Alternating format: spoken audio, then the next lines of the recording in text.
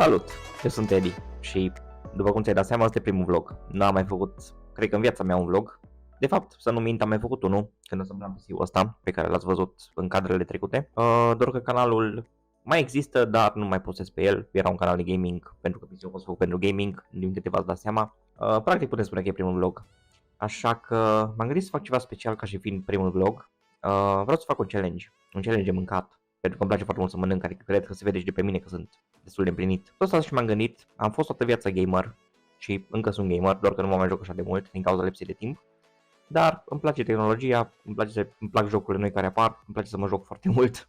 Deci e o idee bună să facem un vlog cu mâncare și m-am gândit la tematica următoare, pentru că m-am jucat toată viața mea, adică foarte mult, GTA, San Andreas mai ales. Am terminat San Andreas-ul de, cred că minim 5 ori. Îmi place foarte mult povestea din spatele la GTA San Andreas și după ce am terminat cu San Andreas-ul am jucat toate GTA-urile posibile, adică de la 3 încoace, că 1 și 2 nu l-am jucat. Am jucat Vice City, am jucat multe GTA-uri, 5-ul și acum aștept să apară 6-le, mai este foarte puțin. Să sperăm că nu-i dau delay iară băieții. Și după cum spuneam, după San Andreas m-am mutat pe Samp și m-am jucat din 2013 până în 2021-2022 Samp.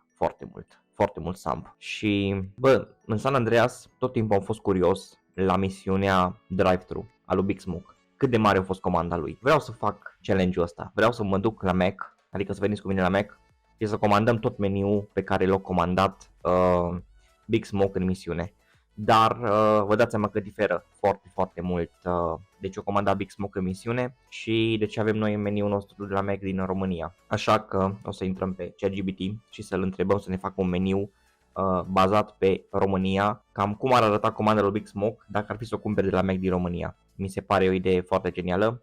Posibil să fie multă mâncare, posibil nu o să pot să fac challenge-ul, dar vreau să încerc pentru că sunt foarte curios și fiind primul vlog trebuie să fie ceva care să intre în amintirea tuturor, cel puțin și în amintirea mea, pentru că probabil o să fie horror după aceea. Dar hai să intrăm pe Gepetto, că mi-e așa plăcut la ChatGPT, și să-l rugăm să ne facă un meniu bun pentru ziua de astăzi, pentru că, vă zic sincer, m-am pregătit pentru vlogul ăsta de câteva zile, ieri n-am mâncat nimic toată ziua, astăzi vreau să mănânc doar ce cumpăr de la Mac, pentru că vreau să încerc să fac challenge-ul ăsta să fie un succes absolut, așa că hai să intrăm pe Gepetto.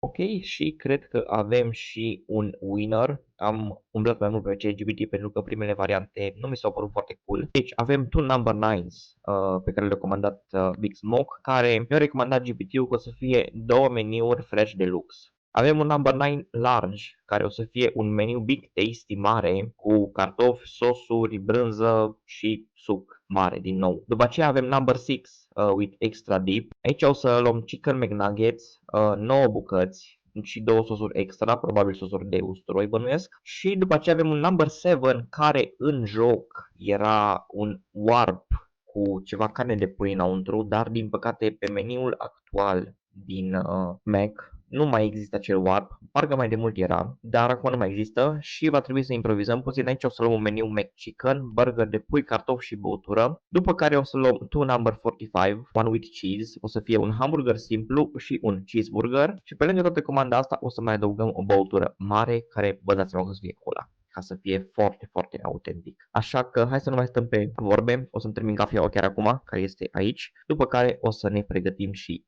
mergem până la drive-thru la Mac să facem comanda. Long story short, au mai trecut câteva ore de când am înregistrat părțile trecute, pentru că mi se părea ciudat să mă duc la ora 10 la Mac să fac așa comandă mare. Așa că acum este ora 1 aproximativ, cred, și e timpul să ne îmbrăcăm, să mergem acum la Mac, pentru că sunt sigur că acum la ora asta cam merge toată lumea, deci na, avem puțin de mers, așa că mă îmbrac și plecăm. Bun, și e timpul să mergem. Mi-am prins și o lavaliera asta aici, sper să mă auziți bine, sau să ne conecteze că nu prea mai are baterie, așa că hai să mergem. Luăm cheile de pe masă, de la mașină și de la casă. Am făcut și o mică listă cu chestiile pe care vreau să le comand, pentru că cu telefonul filmez și nu o să pot să verific de pe telefon și efectiv mă duc la Mac cu listă în buzunar. N-am mai făcut asta până acum, așa că hai să ne punem pe treabă. Inițial am vrut să mă îmbrac în verde ca să arăt exact ca Big Smoke, că na, dacă tot facem challenge-ul lui, dar din păcate nu am haine verzi. Am garderobă doar de alb și negru și câteva culori de astea mai ok, roșu, galben și culori de astea mai basic. Așa că e bine și alb, ce să zic. Ne vedem din mașină.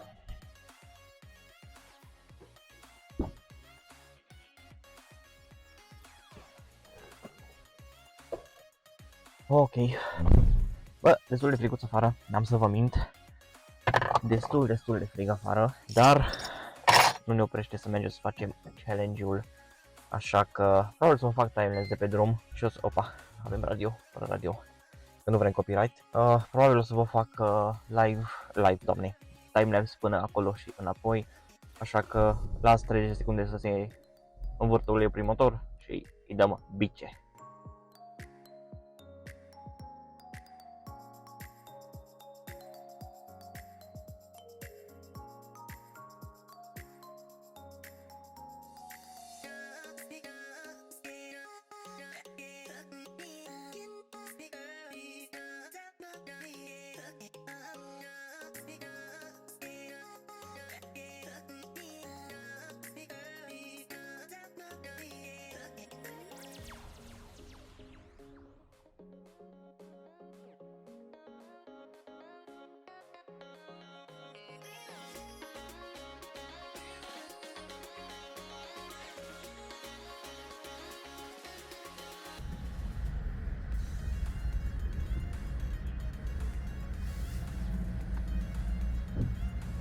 Eu vreau comandă imediat. Spuneți, vă rog.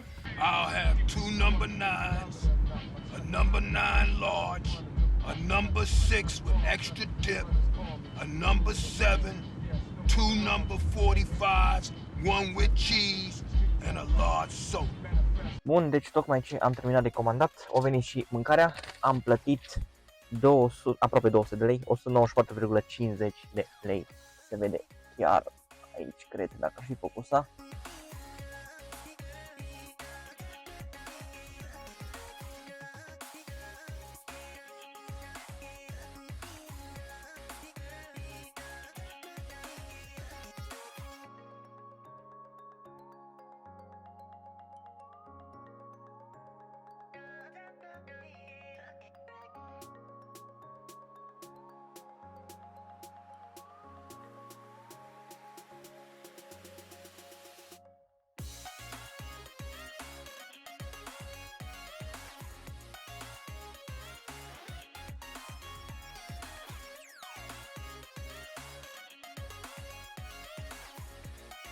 No, bun, am revenit de acasă, am ajuns într-un final, ne-am băgat și lavarela la încărcat, sper să se audă bine, sper să nu se descarce. Și avem aici pe masă tot meniul Big Smoke, bă, e multă mâncare, n-am ce să vă zic, e foarte multă mâncare, nu știu dacă pot să mănânc atâta, cred că n-am mâncat în viața mea atâta, am văzut de record și n-am mâncat 2 zile acum, dar nu știu ce să zic, eu sper că reușesc să fac challenge-ul. Deci o să vă zic acum și ordinea, am dat un mic cut pentru că am uitat ce am comandat. Avem 2 flash de luxuri, după cum am spus, cele 2 flash de luxuri care este echivalentul la 2 number 9s. Avem un Big Tasty care e echivalentul la un number 9s large. Avem McNuggets care este echivalentul la number 6, 9 McNuggets-uri cu sos inclus. Avem 6 sucuri, 5 porții de cartofi, după cum am spus. Avem un McChicken care e echivalentul la un number 7. Dar aici normal trebuie să fie un warp. Practic în joc, o să vă las acum pe ecran să vedeți, practic în joc number 7 e un warp cu pui, dar Mac-ul nu mai are acel warp cu pui, era foarte de mult când Mac-ul avea așa ceva, așa că l-am înlocuit cu un McChicken, n-am avut ce să fac și avem 2 number 45, one with cheese, adică avem un hamburger simplu și un double cheeseburger și cam atât cred. Lucrurile o să fie cel mai greu de dovedit, părerea mea. Vedem, avem 1, 2, 3, 4, 5, 6 burgeri, nuggetsuri, 5 porții de cartofi pai, 6 sucuri și 2 sosuri. totul o costat, după cum v-am spus și în mașină, 194,50 lei. O să vă arăt chiar acum bonul la cameră, dacă se și vede. Deci aici e toată comanda. Și da, o să mă apuc de mâncat. O să pun pe fast forward, o să fie așa un timelapse în timp ce încerc să fac challenge-ul. Pe fundal o să-mi pun un episod de Supernatural, că eu nu pot să mănânc dacă nu mă uit la ceva, ori pe YouTube, ori ceva, trebuie să mă uit, că altfel nebunesc, nu-mi cade bine mâncarea, și acum e multă mâncare. Și da, hai să dăm drumul la challenge, o să încep cu Big Tasty-ul și când vreau să vă mai zic ceva, efectiv doar o să dau drumul normal la filmare și vă zic.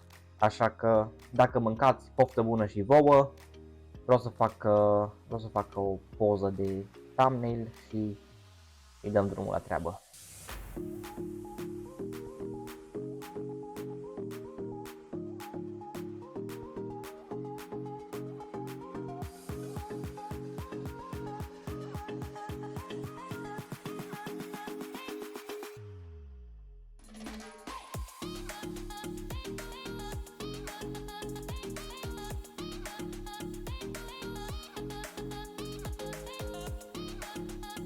Bun, primul e gata, asta a fost Big Tasty-ul. Deja mă simt full, n-am să vă mint. Da, să vedem cât mai reușesc de acest challenge. Sper doar să nu vomit atâta tot. E foarte multă mâncare aici. Bun, o să continui cu, mă trebuie să-mi iau niște șervețele și să mă aștept și la gură. Am să continui cu McNuggets-urile, că și alea îmi plac foarte mult de la Mac. Și revenim, adică o să vedeți voi timelapse-ul. Și am uitat să menționez, avem deja jumătate de suc băut și am terminat și o porție de cartofi cu acest Big Tasty. Am schimbat și poziția un pic, că stăteam foarte rău aici jos. Deja mă simt foarte full, după cum am spus, dar hai să continuăm cu McNuggets-urile.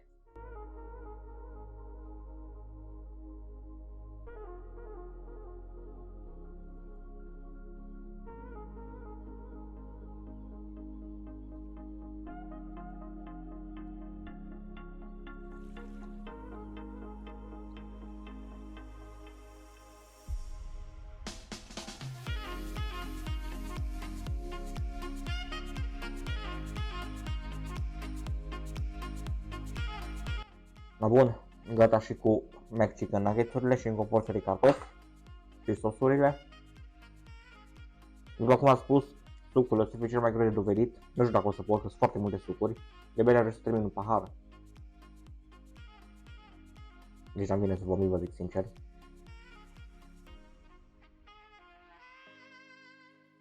Dar măcar încă două de astea aici cred că mai duc. Sper. De cartofi, nu știu ce să mai zic, că nu mai mănânc cartofi de acum încolo, cred că minim 2 luni de zile, nu mai vreau să pun gura pe cartofi. Sau pe fast food în general. Cred că după toată treaba asta o să fac un fasting de 5 zile în care beau doar apă. Să mănânc hamburgerul. Pe cel mai mic și se mănâncă cel mai repede. Că, na, după cum știți, un hamburger de la Mac e foarte mic. Și după aceea vedem cu ce continuăm, așa că vă las în continuare cu timelapse-ul.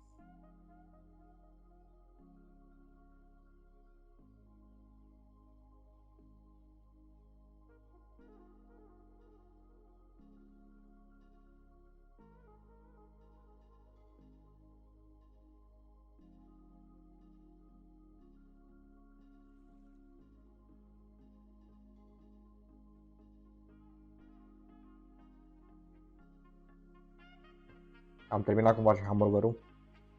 Am uscat, sincer.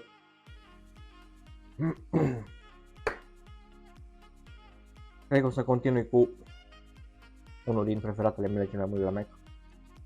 Double cheeseburgerul. Mai de mult când mâncam Mac, adică vreau să spun că n-am mai mâncat Mac de aproximativ un an.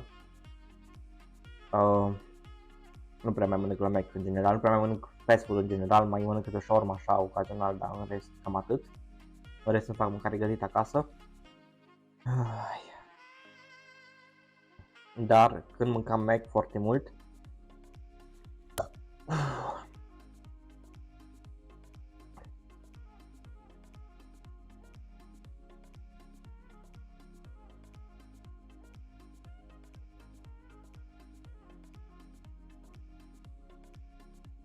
Mergeam mereu la drive-thru și îmi luam 2 double cheeseburgeri, o porție de cartofi și un suc mare. Era mai mult decât suficient pentru doza respectivă, mai ales când aveam timp să mănânc mai sănătos. Așa că o să continuăm cu double cheeseburgerul. Și după aia mai aveam încă 3 burgeri, 3 porții de cartofi. Nu știu dacă pot, deci vă zic sincer, mă simt foarte, foarte, foarte plin. Dar să vedem, poate ăsta încă și McChicken-ul și poate încă o porție de cartofi, dar e mult. E foarte mult, sincer. Da, vă las în continuare cu timelapse-ul.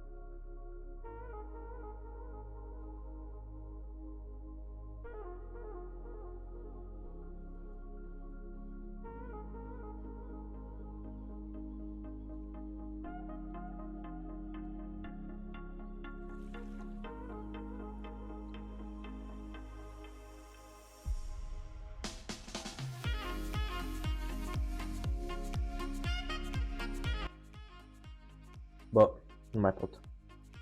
Nu mai pot. Oricât de mult vreau să mai încerc să duc challenge-ul ăsta mai departe. Îmi atins limita. Nu mai pot. Simt că o să vomit dacă mai încerc. Aoleu, nici nu mai pot ridica. Nici nu mai pot ridica. Aoleu, ce mă doare burta. Vă iau și pe voi de acolo. Nu mai pot. Oricât de mult ar vrea să încerc să termin challenge-ul ăsta, e imposibil, frate. Nu știu cum am putut Big Smoke să mănânce atâta. Eu nu mai pot. Dați-mi că trebuie să mă duc și la baie. Și am reușit să termin de pe toată masa asta. Big Tasty-ul l-am terminat. Aici e Supernatural, nu să mă Supernatural. Am terminat hamburgerul, McNuggets-ii și 3 mușcături din cheeseburger. Da, nu mai pot. 2 porții de cartofi, o am pe 3 acolo pusă, dar nu mai. Și un suc. Plus 2 sosuri. Nu mai pot, fraților. E enorm de mult. Am zis că, bă, nu pare așa mare comanda, dar e mare, frate. E foarte mare. Da, o să ne oprim aici cu acest vlog. Sper că v-a plăcut. Primul vlog de pe canal. O să vină vloguri mult mai interesante. O să vreau să fac vloguri și din Hoia Baciu. Dacă o stau în Cluj, știți că Hoia Baciu e cea mai bântuită pădure din lume, să spunem așa. Și o să vreau să fac un vlog și de acolo. Având în vedere că suntem în octombrie, posibil mă duc de Halloween în Hoia Baciu, așa că dacă vreți să vă abonați să vedeți clipul, vă aștept să vă abonați, sincer. Și mersi mult de vizionare, eu am fost Edi, sper că vă place ca și primul vlog. Am vrut să fac un challenge, pentru că e cea mai bună variantă să faci un challenge ca primul episod. Și sper că nu v-a făcut de râs, sper că v-a plăcut. Ne vedem în episodul, adică în vlogul următor. Pa!